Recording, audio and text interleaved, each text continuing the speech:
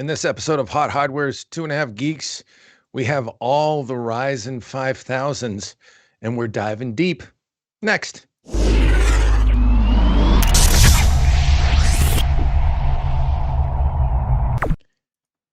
Welcome back, my friends, boys and girls, ladies and gentlemen, to yet another episode of Hot Hardware's 2.5 Geeks podcast. With me, as always, the incomparable Marco Chiappetta, incomparable, I say, and Chris Getting, who is ever fabulous. I'm going to give him a superlative too. How you guys doing? Are you incomparable and ever fabulous, or am I just talking out my backside? You're freaking me out. You're in such a good mood. What's going on? Yeah, it's a little weird. I'm usually not this cheery. I'm usually pretty much a Grinch, but even before Christmas, I am. But no, we've been working hard, and the fruits of our labor have given birth, right? That sounds a little kinky. I'm sorry. Yes, we have lots of things going on. Come on, work with me a little bit, Marco. Lots of things going on at HotHardware.com. As you might have heard, a little processor launched today, and we are just absolutely tickled pink with what we saw for its performance. AMD's Ryzen 5000 series, specifically AMD Ryzen 9 5950X and 5900X. We'll get to that in a little bit. Marco, are you recharging your batteries right about now? I want to be recharging my batteries, but a couple of boxes literally just showed up. For everybody that commented on them. Oh, there it goes. No, I know. It'll focus. Olympus, baby. So okay. The 5600X and the 5800X showed up.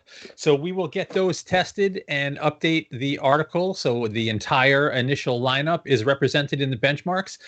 So no rest for the weary, but I don't care. This was one of those launches that was pretty darn exciting, where basically all of AMD's claims in terms of performance and efficiency kind of came true, and the numbers were just damn impressive. Yeah, good stuff for sure. Chris, what's up at your neck of the woods before we dive into those numbers? Anything new and exciting, or are you just hanging on pins and needles for all this tech talk we're going to dive into? Steering the course as ever. My review is written up and ready, but now I have to revise it because I thought it was going to go out before this review, but now there's a paragraph or two I need to tweak a little bit, but we'll get that going.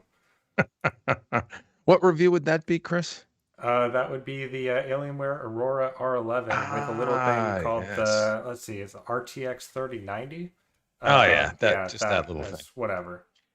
So that's what's incoming at HotHardware.com. Chris's review, and then Marco's deeper evaluation on the 5800X and the 5600X 8 and 6 core CPUs from AMD.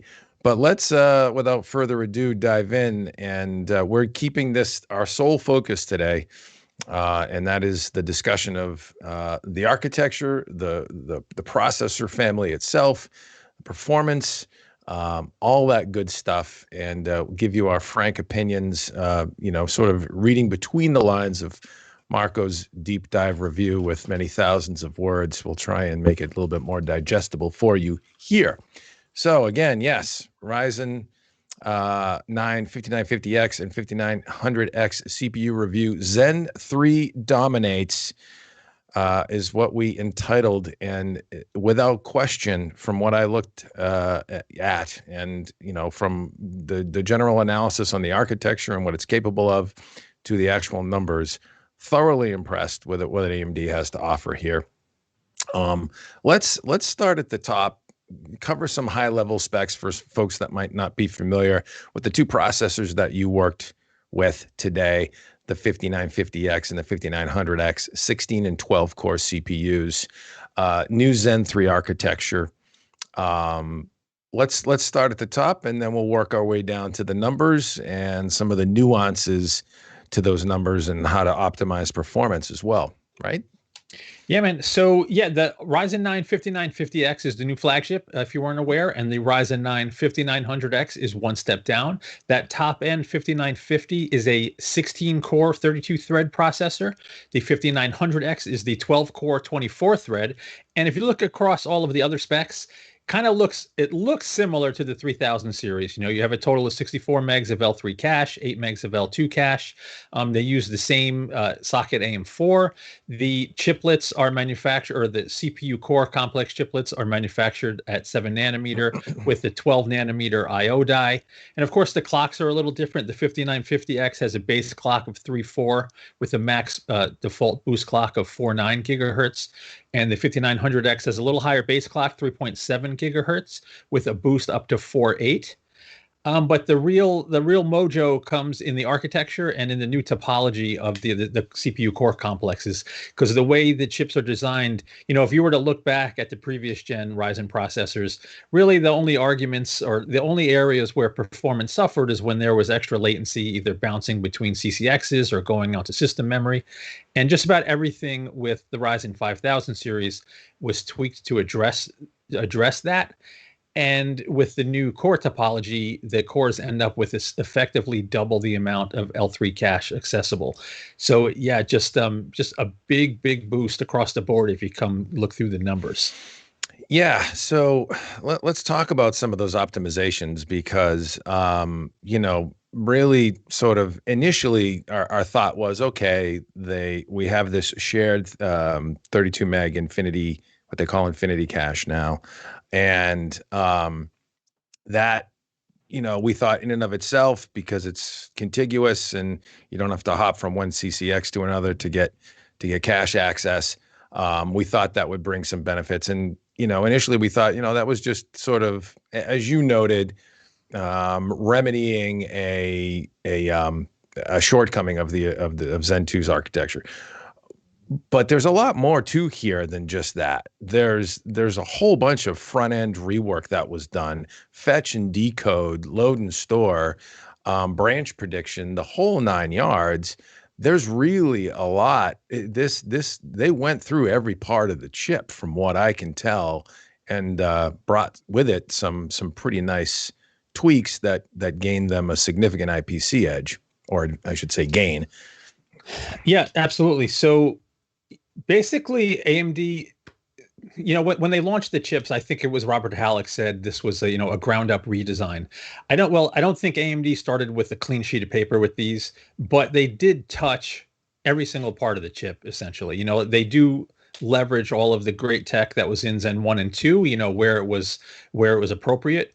But yeah, the front end, the load store, the execution units, everything has been tweaked. The Infinity Fabric has been optimized as well. You can now get, if you're lucky, a faster memory clock with a 1:1:1 ratio. So it's literally every part of the chip. And if you're looking at the front ends, you know, there's larger buffers, more bandwidth. If you look at the execution units, they AMD added some pickers to boost the integer performance. There's the same number of ALUs, but you know, better utilization and higher effective performance out of the ALUs. You know, again, same number of FP units, but reduced latency. I think it's a 6 wide issue FP unit now, and they can do faster FMAC. And the load and store bandwidth is increased, larger buffers there as well, just faster branch predictor. Literally, if you go through every major part of the chip, it's either lower latency or higher bandwidth, or a larger buffer or cache. Yeah. No, that's what I took away, is that they really just did tweak about everything. What were the load store enhancements? I'm taking a look now. So we've got max 3 loads per cycle, max 2 stores per cycle, and that's up from Zen 2, which was 1 and 1. I think it was 2 and 1. If 2 I'm and going 1 from memory, yeah. 2 and 1, yeah. Okay. So yeah, I mean, just really buffed out across the chip, nicely done for a claimed 19% lift in IPC. Chris, might as well toss you in the ring here. Any thoughts on all of this rework that was done to make Zen 3 what it is? Yeah, I mean, it's an incredible amount of work. We're looking at a 16 core 32 thread chip in AM4 that matches what, first gen Threadripper that had a totally different wild socket.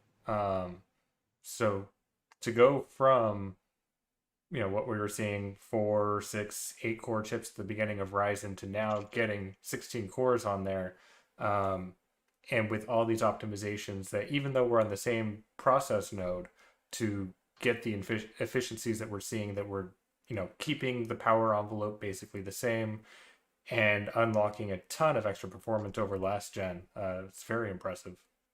Yeah, that's one thing we hadn't touched upon yet. These are all backwards compatible to most AM4 socket boards, and so impressive that, again, what's being offered here, socket compatibility with this kind of performance uplift. I have a 3900X in the production rig that I run daily for content creation, and I am jonesing to put at least a 5900X in there.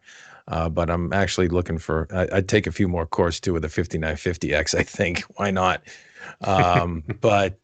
Yeah, so anything else relative to the architecture? What occurs to me with some of these enhancements afforded by AMD's Infinity Fabric is if you goose the memory clock, this thing on the front side clock it's gonna benefit. Is that a fair assessment? Yeah, so the by default, right, with that 1:1 fabric to memory controller to memory ratio, essentially the higher you crank up the memory clock, the higher performance the whole platform is going to be, right? AMD's claiming, I didn't get to test this enough. I ran out of time. AMD's claiming up to about a DDR4 4000 you should be able to hit with that 1:1 ratio, which is up. Like if you got a good Ryzen 3000 series, like DDR4 3800 was kind of the limit where some people were able to hit, maybe 3600 if you didn't get a great chip. So if you boost the speed of the fabric and the memory clock, data can get around the chip and on and off the chip faster, which is really what Ryzen likes, right? So you can boost performance basically across the board doing that as well, and especially in situations where the system memory is coming into play. Yeah. Anytime you can tweak cache architecture or access to cache architecture, where you can keep work being done on the chip rather than going off chip to system memory, and keep the latency, round trip latency through cache as short as possible, you're going to gain performance. And clearly those tweaks have helped dramatically. We have a couple of questions in the chat. I don't know if we want to get to this yet for James, but how much faster is a 5950X over a 2950X? So I didn't get a chance to retest 2950X, but I did throw a 3960X into the test just to show, the next step up. And it's going to depend. So like in multi-threaded stuff, a 5950 was about 35 to 38% behind a 3960 in like Cinebench and Pavre, where every core is going to get fully utilized and get hammered. But if you look at the video, the X.265 benchmark, it's right there. The 3960 did 118 frames per second, and the 5950 was 116. So even with what is it, 8 fewer cores, I think that setup is, it's right there because of the architectural enhancements and extra cache. And if you go to gaming, it's 5950 just blows the previous gen Threadripper out of the water, so it really depends what you want to do. If you're just number crunching, you're going to get better performance out of the Threadripper.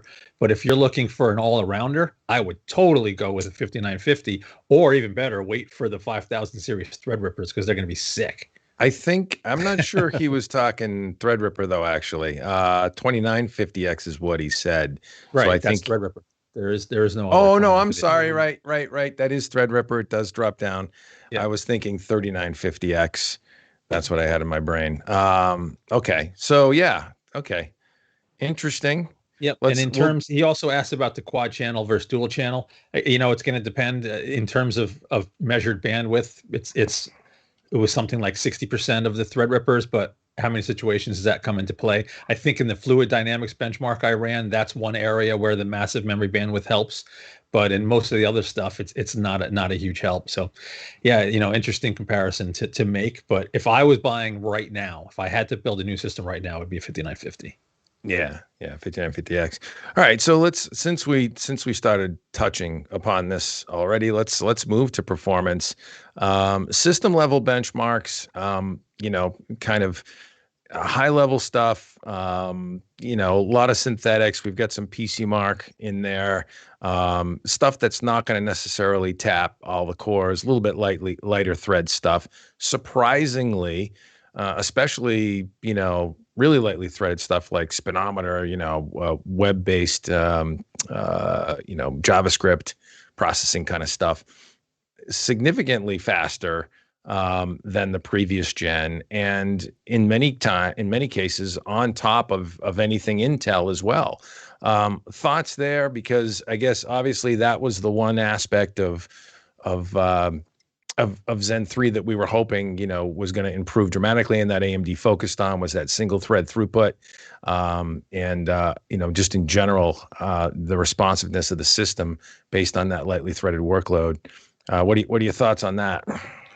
It's a home run. So yeah, I added, if someone came by the site early and saw the review as soon as it went live, go back and check again, because a few hours later I added a whole half page of clock for clock comparisons as well.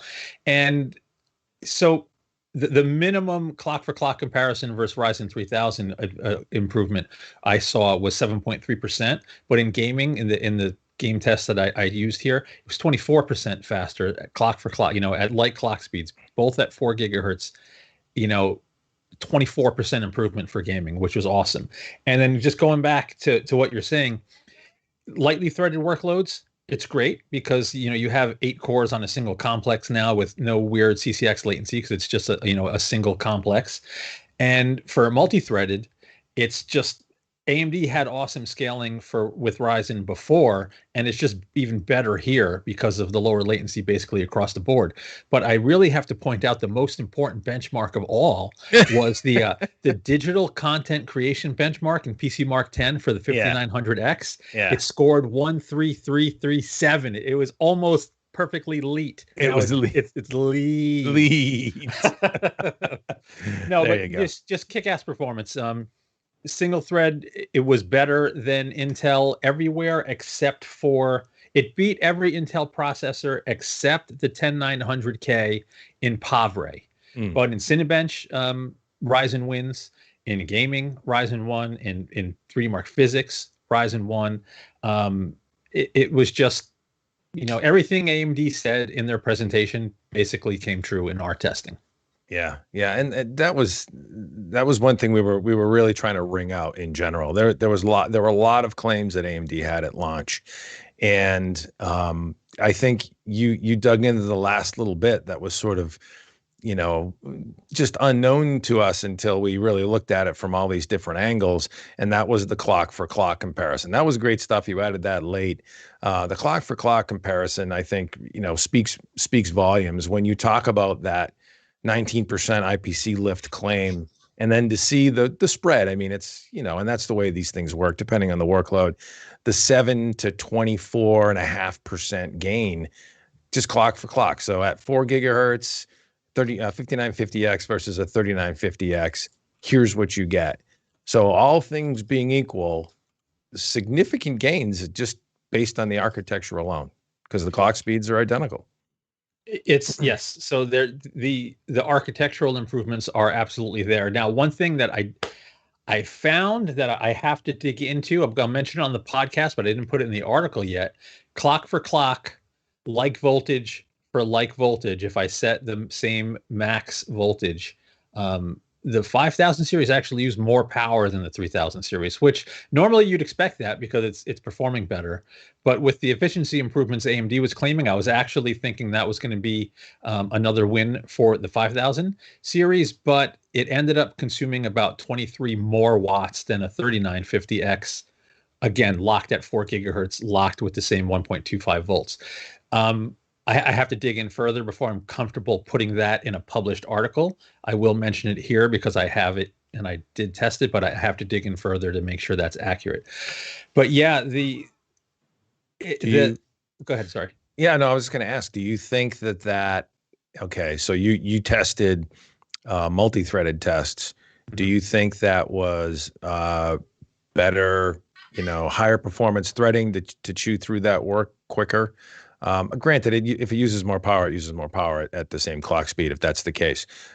but I guess I'm just sort of, reasoning through why that perhaps is happening here. The threading capability, switching into the heavier threaded mode, maybe quicker, and shifting in and out of it, depending on workload, might be a little bit faster, and thus lighting the chip more regularly. I don't know.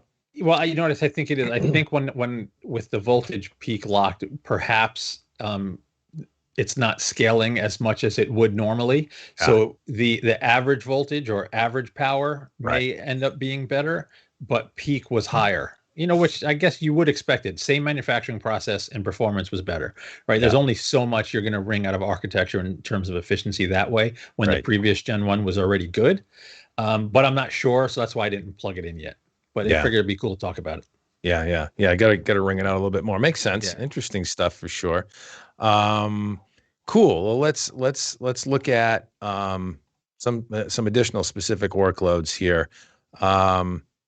When you talk about content creation, what benchmark that we ran do you think sort of typifies, what users can expect in a traditional, Adobe Premiere, crunching video, maybe batch work in Photoshop, 3D rendering, I suppose as well, but that's a little bit more fringe, sort of more common everyday tasks. What test, I guess, sort of rang true for you? I mean, I think there's three. And for like a hardcore content creator, you want to look at the video encoding and perhaps Blender, but then also I would throw in the PC Mark 10 content creation test as well, because it's everything you just said. There's a little Pavre in there. There's some video rendering in there. There's image manipulation in there. And it's like a nebulous score, and it's not breaking out the apps, but you can see, a relative metric across all the different processors. And if you look at that digital content creation score, right, both of these chips ended up top of the stack versus everything, right? Versus everything else we tested, which included two high-end desktop processors. There was a 10980XE in there and that Threadripper in there. And what you find on some of those monstrous platforms is sometimes there's weird latency issues that they don't quite scale as much as you'd expect with some of the workloads. Mm-hmm. Whereas here you get that kind of max performance everywhere. And as I was mentioning to James earlier, in the video encoding benchmark, the 5950X with its clock speed enhancements and architectural enhancements almost made up an 8-core is it a 6-core, an 8-core deficit? I believe it is, right? Almost made up for an 8-core deficit. And in Blender, it's right there as well. 6-second difference versus the 3960X. Now, Blender doesn't scale proportionally with cores once you start getting that fast, but still, like for 6 seconds, what do you care, for that workload? It's just such a strong performer. And again, the 5950 ends up outperforming every other mainstream platform. It even beats the 10980XE. So it beats Intel's HEDT processor, and it's the fastest mainstream processor. Yeah, it's just awesome. It beats Intel's 165 watt need a crazy motherboard solution, which is like, wow. I guess, obviously Intel's behind in terms of process. And they're trying to play catch up now and all that good stuff. But it is impressive how far this architecture, AMD's been able to take this architecture, again, in the same socket without disrupting anything. Just performance boost, drop in a new chip, away you go. Couple of questions in the chat, which sort of will ring true and probably sting a little bit for some folks. And I think it was Ski Bum says, so are all the Ryzen 5000s going to be as hard to get as NVIDIA's GPUs? And we actually had a story. I'm not sure if it's up yet. I think it might be. Yeah. AMD's Ryzen, hang on one second. AMD's Ryzen 5600, 5800, and 5900X blast to the top of the best-selling CPU chart on Amazon. I'll drop this in the link. They're all sold out. So, but yeah, I mean, they quickly shot up Amazon's top seller list. Amazon updates that list by the hour. They are all on the top of that list, including the 5950X. And I think you had to expect it. There's only, so much that can be queued up when you talk about wafers and silicon to to meet demand. I don't know. Thoughts there, Marco, before we move on to some of the other stuff? Yeah, I have two thoughts there. 'Cause First, I can hear you're itching. well, no, I grabbed my phone because last night I saw a tweet from Newegg, and it says, PSA tomorrow at 6 a.m. we'll be releasing the Ryzen 5000 series CPUs. 5950 and 5900X is very limited and will sell out fast. 5800 and 5600 stock is much better. Now that's direct from Newegg. If Newegg doesn't have a ton of them, no one's going to have a ton of them. But in addition to the higher end SKUs being more limited, which you would expect, unfortunately, I also think, man, with COVID and everybody being locked up, I think there's pent up demand. I think people, and because it's a drop-in upgrade if you have a 400 series or 500 series motherboard. Well, right now for 500 series, for 400 series, the BIOS updates are coming around January for most of the good ones. I think people jumped on them. It is what it is. I think there's a little bit of that. And I think there's also, we keep forgetting it. We're like, sort of being casual about it, but let's face it, logistics plays a part right now with COVID going on. People, they're not, warehouses and, the place where these all ship from and the whole sort of channel and, food chain of how these products get to market is constrained. That is a fact of life right now. People are, taking risks, going to work and masking up and all that good stuff. But I think that probably plays a role. I don't know how much. I don't know if we can quantify it, but it's an impact. And then, everybody was expecting this, certainly with all the hype, leading up to it with the pre-announcements by AMD. So you had to kind of expect it. Chris, are any thoughts in that vein before we move on to some more performance and some of the other characteristics of how you set this thing up for best performance? Yeah, I mean, I've definitely seen a lot of demand. I've got several friends who have gone looking. I don't know if any were successful in getting their 5000 series chips today, but a lot of definite interest there. A lot of them already have the AM4 motherboard with compatibility. So it's an easy decision to make the upgrade, but yeah, that also means that demand is through the roof. So supply's limited. I mean, it all plays into itself. Yeah. If you're home more, gaming more, doing more content creation because, you've got time and you're hanging out at home more and you can just drop in an upgrade like this in your socket, it's a pretty attractive thing to do. So it makes sense that demand is what it is. And actually something else occurred to me before we move on, that for the 5950X this time, that thing leads the pack in single-threaded performance as well as multi-threaded, when historically the 3950X, that wasn't the case. It wasn't the leader in some of the more lightly threaded workloads, right? So this is also another nice gain, I guess, for the 16 core top of stack before you go to Threadripper SKU. Yeah, so the top of the stack SKU is also the highest max boost clock, so you end up winning most of the time. Now, there's areas where the 5900X would probably be faster because it has a higher base clock, but I haven't found one yet. I guess when you have good cooling and a good motherboard and a good power supply and the memories is running at nice low latency, when there's headroom across the board there, I think the chips just run flat all the time, where they can. Obviously, they're not doing max boost all the time, but, you're not constrained. In a more constrained system, perhaps the 5900 with the higher base clock might be better in some circumstances, but anybody buying one of these is not going to have a constrained system like that. No, absolutely. It's going to be a higher end build. And actually, Dan actually chimed in, looks like, have we done any build tests? And I think he means Linux builds. Mm-hmm. And the answer is no. We don't dabble in Linux too much here, but he said it was nice that AMD provided some test results in that sphere. Historically, it's been hard to check your findings on Linux until today. I wonder what the folks at Phronix might have to say when they get their hands on these chips. I think they published. I didn't get a chance to look. But you know what though, like with 64 megs of L3, like with 8 cores having access to 32 megs of L3, when you can have that much data so close to the cores, and their high performance cores, it's gonna kick ass in a lot of situations. Plain and simple. Cool. All right, let's talk about some of the subtle nuances you observed when you were messing with this thing, trying to wring out performance, whether it was overclocking, whether it was tweaking memory speeds, voltages, all that good stuff. Sort of what.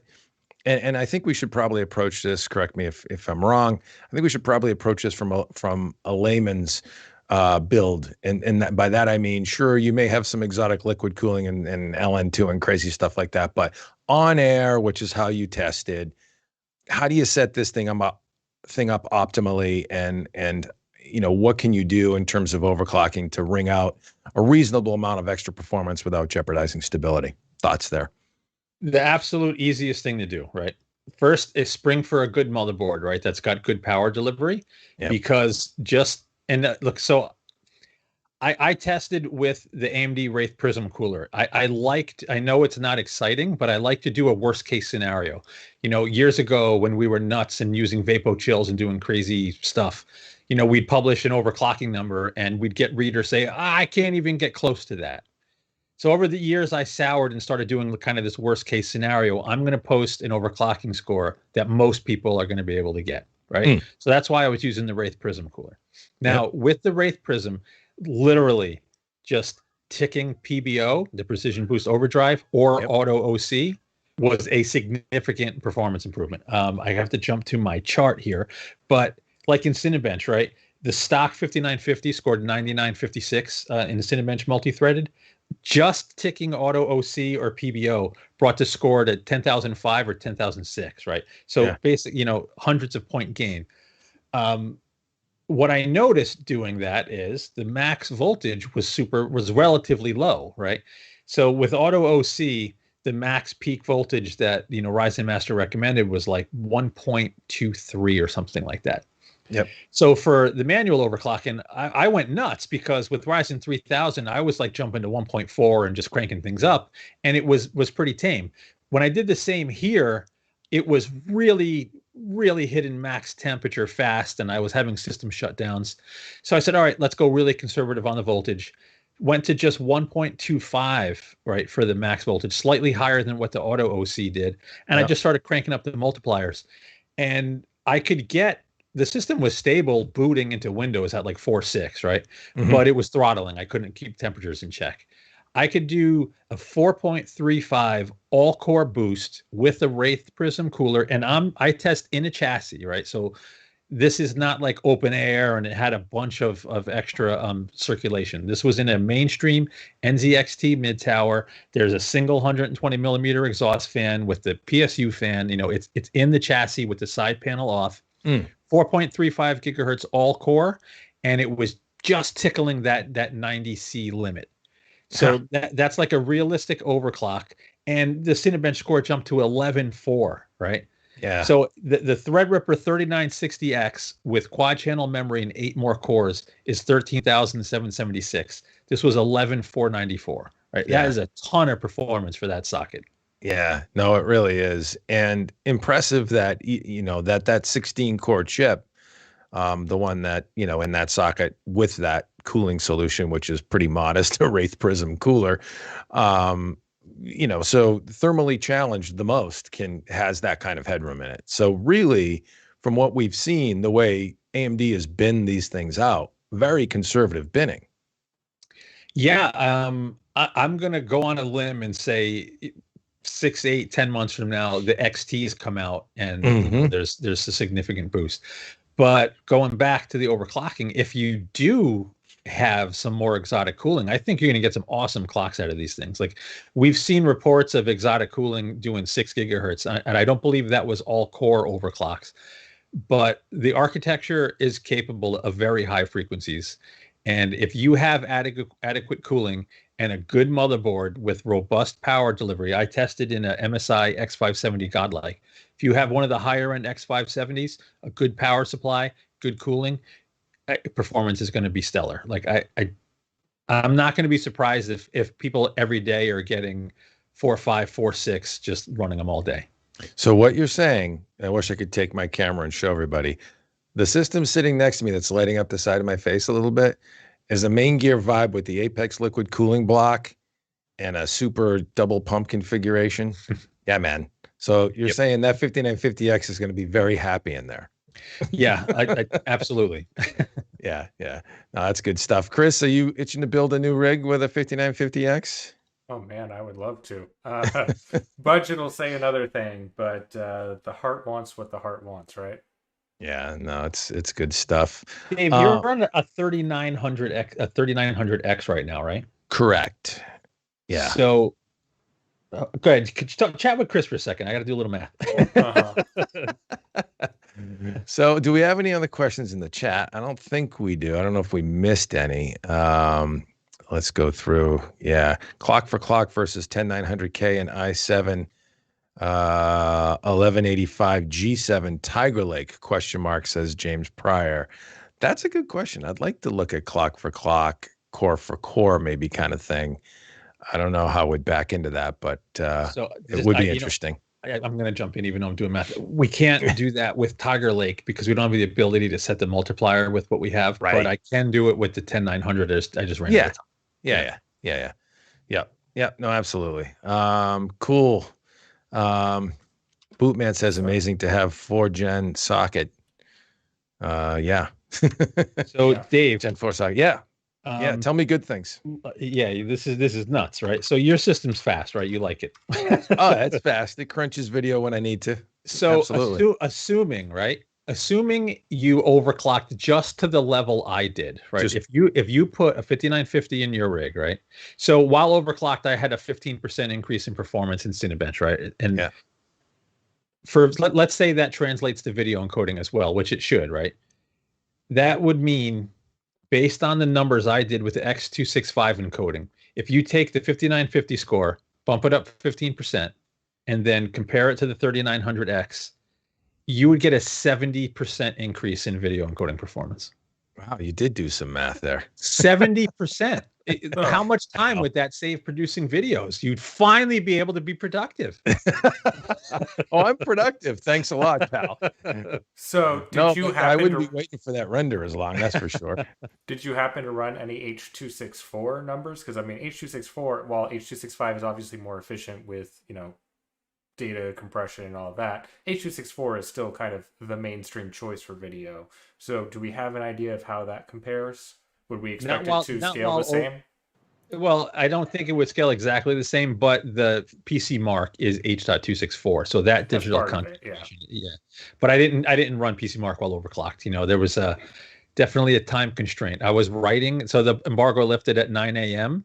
I was writing until about 9:04, right? So I was down to the wire. That's why I had to do the clock for clock after I went live. It was just, I was so time constrained. Quit slacking. Install Adobe Premiere on those things and then tell us what you see. Okay? No, you do it. I'll pass. So I'll pass. What about power? What does that look like? Let's talk about power and overclocking, if we can go there. Yeah. Thanks, Chris. Sure. Before we go there, so Bootman says 70% question mark. Yes. So 5950, right, did 122 frames per second in the stock during video encode. The 3900X did 92, right? So if you take that 122, boost it 15%, if you do an all-core overclock, subtract the 92, you end up with a 70% difference. Unless I screwed up the math, and now I'm going to feel really stupid. I have to do it again. So 122 times 1.15 is 140 minus the 92. And I definitely did the math wrong. Shoot. 52% increase. I'm stupid. What did I look at? It's all right. 52%. My mistake. Thank you, Bootman, for calling me out. We're close going enough. Back to power. Wait. Go ahead. Before we talk power, let's talk gaming real quick, because we didn't really dig in too much on that, and then we'll finish up on power. Mm-hmm. Gaming wise, we ran some lower resolution or medium resolution tests, medium quality tests, and from what I'm seeing, certainly if you're GPU bound, these processors aren't going to make much of a difference. That's just the nature of the beast. 4K gaming, and a 5950X is going to be a lot like 4K gaming on a 10900K. That's just the way it is, right? But when you talk about high frame rate kind of stuff, fast twitch, esports and all that good stuff, there's an advantage here at 1080p medium resolution kind of performance, right? Yes. So I ended up rechecking these numbers like a bunch of times and going back and retesting the older chips because it seemed like such a big gain. But yeah, like so in Tomb Raider, both the 5950 and 5900X scored exactly the same, 179 frames per second. The next best chip, 10900K, was only 160 frames per second. Mm. So that 10900K, that was, everybody called it the best gaming processor when it came out, which was absolutely true for the vast majority of circumstances. It just got blown out of the water today. And Yeah. same thing if we looked at Middle Earth or if you look at Firestrike. So I tested two games and I also threw a 3D Mark run in there as well. 5950 and 5900X, top of the stack in Middle Earth as well, 261 frames per second for 5950 versus 233 on a 10900. And the interesting thing in Firestrike, see, Firestrike is completely GPU bound, right? But the physics score is so much higher with the Ryzen's, it pushes the overall score higher. So again, a first and second place finish for 5950s. So anything graphics or gaming related that I ran, they're the two fastest chips we've tested yet. Yeah, I'm looking at the top of the stack, and I did some quick math here. The 59, I was looking at 5950X primarily, but it's pretty close to 5900X as well. From Tomb Raider to Shadow of War, which are two, one's DX12, one's DX11, mid-range, average game engines, nothing crazy. 11 to 21% lead for these two processors versus the fastest thing Intel has currently. Right. Now That's yes, significant. with what we tested, we should qualify that Right. AMD said in 20 of 30 games they were better. So it is going to depend on the workload, how the engine's optimized. And these are not tests I picked, cherry picked for this review for like the last. I think I revamped the whole test bed last generation. So like the last 3 or 4 CPU launches on both sides is the similar test routine. With what we ran, that much better across the board everywhere. Probably going to see AMD ahead 65, 70% of the time, I think. Mm-hmm. Yeah. All right. Let's wrap on power and call it a day, but let's talk about power consumption and what you saw there, power and thermals in general. So I'm just going to answer a quick chat question. Yeah, 1967 kid was asking how much he's going to lose if he puts a 5800X on a B450 motherboard. He's got a 3600X now. You're not going to lose anything. If you wait for the BIOS update, assuming it's coming for that motherboard, it's just going to work. You're not going to lose anything. Right. Now the power delivery on that particular board, I'm not sure how robust it is. So perhaps max boost, isn't as sustained as an X570 board, but it's going to just work, and it's going to be a huge upgrade over the 3600X. Now going back to power, interesting story.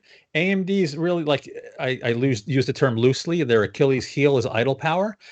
Significantly higher idle power for the last 3 generations versus Intel's mainstream platform. So just to give an example, 10900K system with all the same hardware idles at only 46 watts, whereas the 5950X idles at 67 watts. Yeah. But under full load with every core getting hammered, right? 10900K is 286 watts, whereas the 5950 was only 223 watts. So significant power savings on AMD side. One other interesting wrinkle that I noticed, though, if you are running a lightly threaded workload, the 5000 series used more power than the 3000 series, more peak power than 3000 series. Now, what that means for efficiency, like I didn't map it out.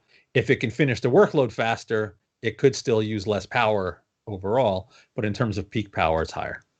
Yeah. As Intel used to say, hurry up and get idle. That means a lot too, Yep. Right? If you can get that work done. Huggy. Remember Huggy back in the day? Yeah, man. We're dating ourselves now. Chris, any thoughts on those power consumption numbers? Are your ecologically minded concerns satiated? No, power's pretty cheap up here in Maine, and we're on hydro, so it is what it is. But I do think the overclocking wattages are interesting because, as you said, you get a huge performance bump enabling PBO, auto OC, etc.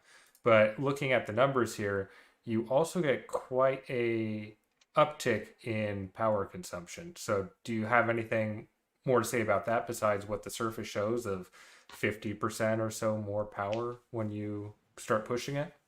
Yeah, yes and no, right? When you up the voltage, you're going to up the power no matter what, right? It's just physics.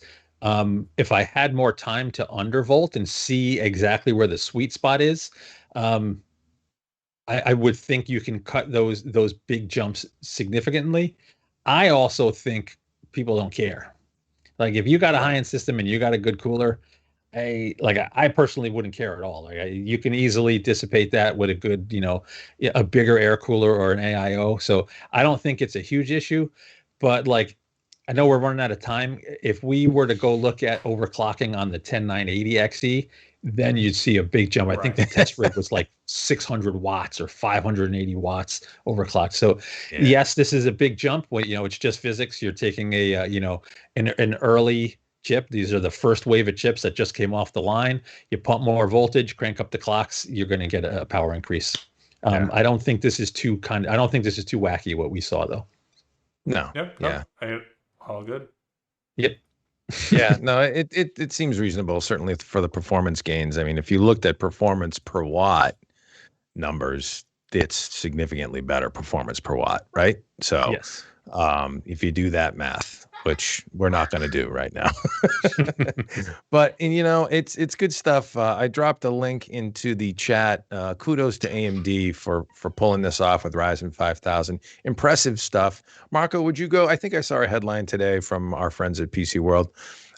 Something about being, not a headline, but a soundbite that was something like, the best processor they've ever tested.